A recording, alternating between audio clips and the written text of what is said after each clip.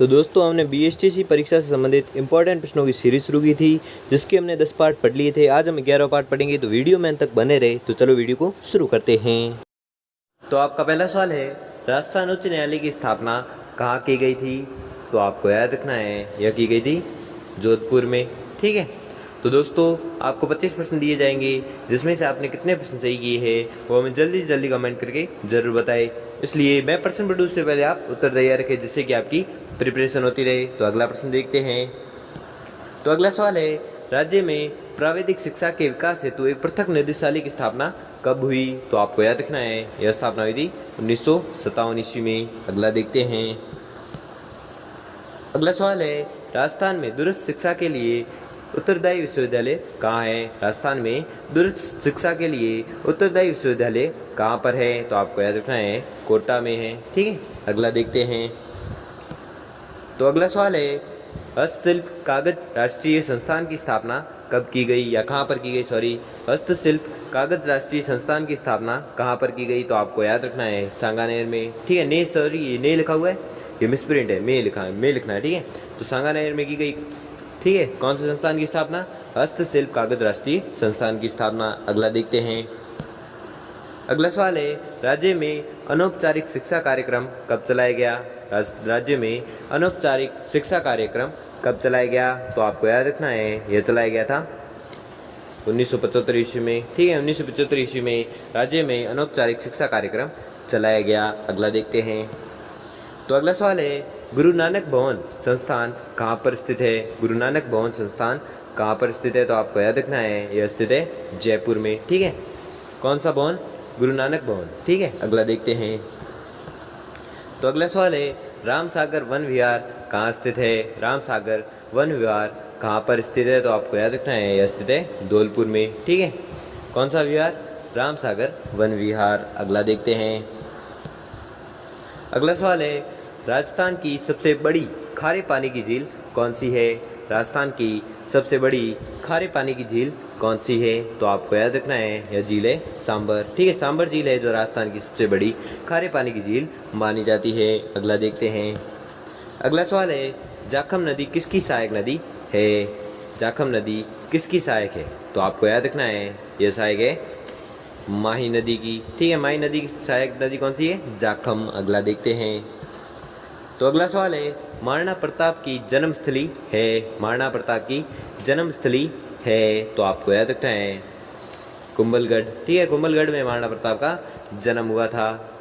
अगला देखते हैं। अगला सवाल है, महाराणा सांगा ने इब्राहिम लोदी को किस युद्ध में परास्त किया था? महाराणा सांगा ने इब्राहिम लोदी को किस युद्ध में परास्त किया था? तो आपको याद रखना है, यह परास्त किया था खातौली के युद्ध में। ठीक है, खातौली के युद्ध में महाराणा सांगा ने इब्राहिम लोदी को परास्त किया था। अगला देखते हैं। अगला सवाल है, श्री अजय राज संस्थापक थे? श्री अजय राज संस्थापक थे, तो किसके संस्थापक थे? अजमेर के। ठीक है, अजमेर के संस्थापक कौन थे? तो आपको याद रखना है, अजय राय थे। अगला देखते हैं। अगला सवाल है कि राजस्थान का सर्वाधिक आर्द्र स्थान है? राजस्थान का सर्वाधिक आर्द्र स्थान है तो कौन सा है? माउंट आबू। ठीक है, माउंट आबू है जो राजस्थान का सर्वाधिक आर्द्र जिला या आर्द्र स्थान है। अगला देखते हैं।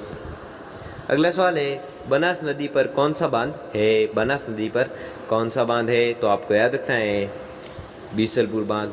ठीक है, बीसलपुर बांध है जो बनास नदी पर बना हुआ है। कौन सा बांध? बीसलपुर बांध। अगला देखते हैं।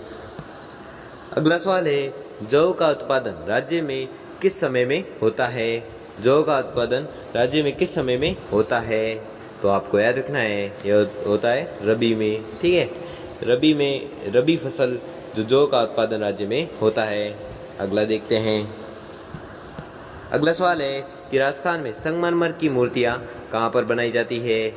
राजस्थान में संगमरमर की मूर्तियाँ कहाँ पर बनाई जाती है? तो आपको याद रखना है, यह बनाई जाती है जयपुर में। ठीक है, जयपुर में राजस्थान में संगमरमर की मूर्तियाँ बनाई जाती है। अगला देखते हैं।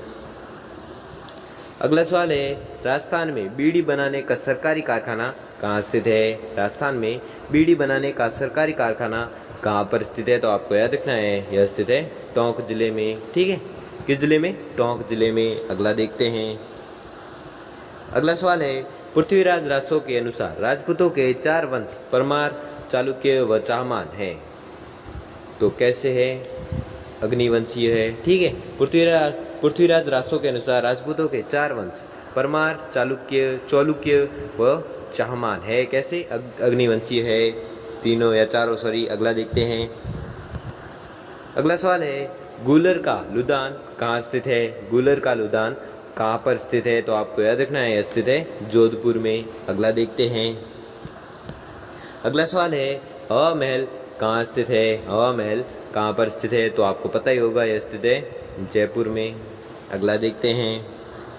अगला सवाल है, बयाना का प्राचीन नाम क्या था? बयाना का प्राचीन नाम क्या था? तो आपको याद रखना है, यह था श्रीपंथ।